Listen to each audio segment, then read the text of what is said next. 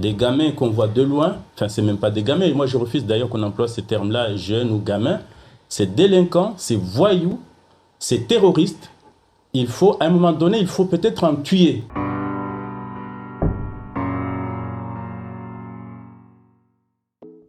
Depuis plusieurs mois, la situation à Mayotte est très tendue. Il y a quelques jours, le ministre de l'Intérieur et des Outre-mer y lançait une vaste opération de lutte contre l'immigration illégale et de destruction des bidonvilles. Une immigration qui provient principalement des Comores, dont Mayotte est l'une des 4 îles composant l'archipel. Île la plus orientale, située à moins de 350 km des côtes malgaches, Mayotte couvre une superficie de 374 km², soit environ 23 fois moins que la Corse. L'île compterait 650 000 habitants, un chiffre à prendre avec des pincettes car près de la moitié des habitants seraient des migrants illégaux. Grande Terre à gauche accueille près de 89% de la population et Petite Terre à droite 11%, les îlots n'étant pas habités. Si de nos jours les relations entre Mayotte et les autres îles de l'archipel sont plus ou moins tendues, il faut revenir sur la période ayant suivi la Seconde Guerre mondiale pour bien comprendre la situation, un moment marqué par les vagues indépendantistes des pays colonisés. Entre 1946 et 1975, l'archipel des Comores connut une période d'autonomie qui eut pour conséquence le transfert de la capitale Dzaoudzi, située à Mayotte, vers Moroni en Grande Comore. Ce transfert aurait provoqué la fermeture de nombreux bassins d'emploi, touchant notamment le tertiaire, avec la mutation de plusieurs fonctionnaires mahorais à Moroni sans leur famille.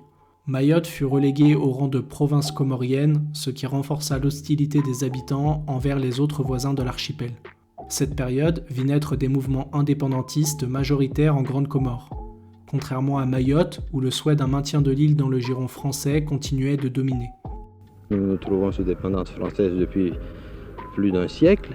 Nous n'avons jamais eu à nous en plaindre, alors que l'autonomie interne qui date d'une quinzaine d'années, nous avons eu à subir des répressions sanglantes. On a connu des répressions assez féroces de la part du gouvernement comorien. Alors quand on fait le parallèle entre les deux régimes, nous préférons de beaucoup dépendre encore de la France. À la suite du référendum de 1974 portant sur l'indépendance de l'archipel, plus de 60% des voix mahoraises votèrent contre l'indépendance, alors que dans le reste des îles, plusieurs voix s'élevèrent pour la souveraineté de l'archipel. La France se fonda sur l'article 53 de la Constitution pour pouvoir, en toute conformité, maintenir Mayotte dans le giron national.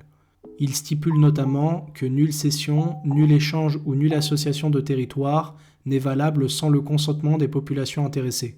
En 1975, le président des Comores, Ahmed Abdallah, proclama unilatéralement l'indépendance des Comores dans ses frontières coloniales, donc Mayotte comprise.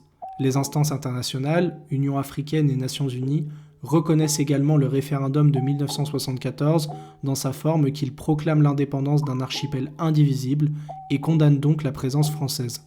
Mais cette dernière maintient son administration sur l'île, et de leur côté, les élus mahorais refusèrent l'indépendance et réaffirmèrent avec force le maintien de leur île sous souveraineté française. En 1976, un second référendum fut organisé et la volonté des Mahorais de rester dans la République française fut de nouveau réaffirmée, avec cette fois plus de 99% des voix. En 1995, l'instauration d'un visa d'entrée à Mayotte, appelé visa Balladur, pour les ressortissants de l'Union des Comores, vint entériner davantage le caractère français de Mayotte. Cela marqua ainsi une frontière administrative entre la Mayotte française et les Comores indépendantes. Concrètement, ce visa empêche la libre circulation entre Mayotte et le reste de l'archipel, obligeant les ressortissants de l'Union des Comores à immigrer et à franchir un territoire national, que ce soit par la voie légale ou illégale. C'est à partir de cette période que se constituèrent les filières clandestines. Depuis le maintien de Mayotte dans le giron français, l'île a connu un développement socio-économique soutenu et durable grâce aux différentes aides octroyées par l'État et l'Union européenne. Mayotte offre une qualité de vie largement supérieure à celle des Comores et de Madagascar, ce qui entraîne des inégalités considérables dans la région. En 2018, le PIB par habitant de Mayotte était de 9 380 €, un des plus élevés de la région, talonnant de quelques centaines d'euros celui de Maurice et se plaçant au 3e rang des économies les plus avancées de la zone. Surtout, il est 6 fois plus élevé qu'aux Comores, 8 fois plus élevé qu'en Tanzanie, 16 fois plus élevé qu'à Madagascar et 18 fois plus élevé qu'au Mozambique. L'accès au statut de département d'outre-mer en 2011 insuffla un nouvel espoir sur l'île. Pour les Mahorais, ce changement de statut allait impulser le développement social et économique tant attendu. Aide sociale, création d'emplois, services publics. Cependant, ces changements se sont traduits par une relative déception. Pauvreté, insécurité, services publics saturés et insuffisants. Ainsi, selon l'INSEE, en 2018, 77% de la population mahoraise vivait sous le seuil de pauvreté. Certes, cette part est en baisse de 7 points par rapport à 2011, mais elle demeure tout de même, et de loin, la plus élevée de France. Toujours en 2018, dans le 101e département français, la moitié de la population vivait avec moins de 300 € par mois. Malgré ces indicateurs défavorables à l'échelle de la France, Mayotte est toujours considérée comme un îlot de prospérité dans son environnement régional, ce qui explique son attractivité pour des exilés en quête d'une vie meilleure. Les causes de cette migration sont nombreuses, mais la principale est économique. Il existerait sur l'île un marché de l'emploi, encouragé par certains locaux pour les migrants illégaux, notamment dans l'agriculture, la pêche et le bâtiment, et pour un salaire supérieur à 400 €, ce qui est considérable puisque le salaire moyen est seulement de 117 € aux Comores et de 43 € à Madagascar. Certains migrants viennent également à Mayotte pour des raisons sanitaires, notamment à cause des insuffisances du système de santé dans leur pays d'origine. On compte aussi des futures mères espérant accoucher à Mayotte afin de bénéficier de conditions d'accouchement bien meilleures et de conditions de vie plus favorables pour l'enfant à naître. Certaines avec l'espoir que l'enfant naîtra et acquérera la nationalité française à sa majorité. Fuyant la misère économique de leur pays, certains migrants n'hésitent donc pas à grimper dans de petites embarcations, souvent destinées à la pêche et presque toujours surchargées. Ils se lancent au péril de leur vie dans un trajet de plus de 70 km en plein océan à partir d'Anjouan, l'île des Comores la plus proche de Mayotte. Lorsqu'ils arrivent, les migrants n'ont rien et les contraintes économiques les poussent à investir les hauteurs plus ou moins isolées, entraînant une marginalité subie et des facteurs cumulés économiques, sociaux et sanitaires de vulnérabilité. De plus, la mauvaise image véhiculée sur les Comores à Mayotte contribue à leur stigmatisation. Le difficile accès aux moyens de subsistance, eau, nourriture et soins, est lui-même aggravé par la nature des logis. Ces derniers sont précaires et surpeuplés, construits de manière illégale et informelle dans des zones fortement exposées aux aléas naturels. Des conditions si difficiles qu'elles poussent certains migrants, jeunes et souvent orphelins, à tomber dans la délinquance. Vols, dégradations, agressions. Face à cette crise sociale profonde, une partie des habitants se disent excédés et s'estiment laissés pour compte par l'État. Ce sentiment a peu à peu pris la forme de tensions intercommunautaires, avec d'un côté les mouvements de blocage de routes initiés par des Comoriens, et de l'autre des décasages, destruction des habitations illégales comoriennes, initiées par des Mahorais, créant ainsi un climat délétère.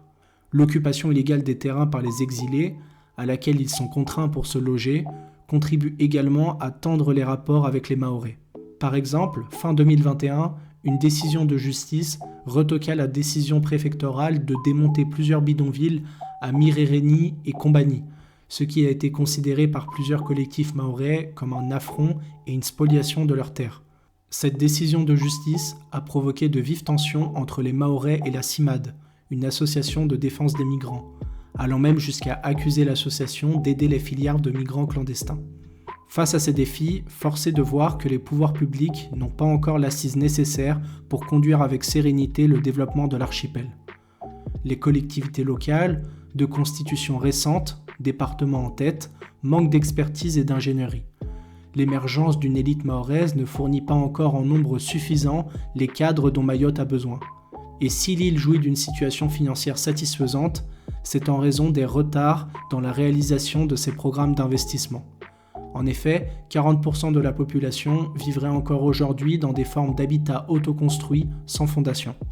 Cette crise qui favorise un climat de tension et entrave depuis longtemps le développement de l'île nécessite depuis plusieurs années déjà une réponse forte des pouvoirs publics, qui je pense n'avaient pas pris la pleine mesure des événements. Aujourd'hui, la situation est si explosive qu'une opération avec plus de 2000 forces de l'ordre est nécessaire pour ne pas tomber dans une forme d'affrontement violent. Un tableau quelque peu désolant, mais réaliste, à l'image d'une situation qui semble pour le moment insoluble sans l'instauration rapide d'un véritable dialogue avec le voisin comorien. Un voisin peut-être plus proche qu'on ne le pense. C'est la fin de cette vidéo, je vous remercie de l'avoir regardé jusqu'au bout et je vous dis à bientôt.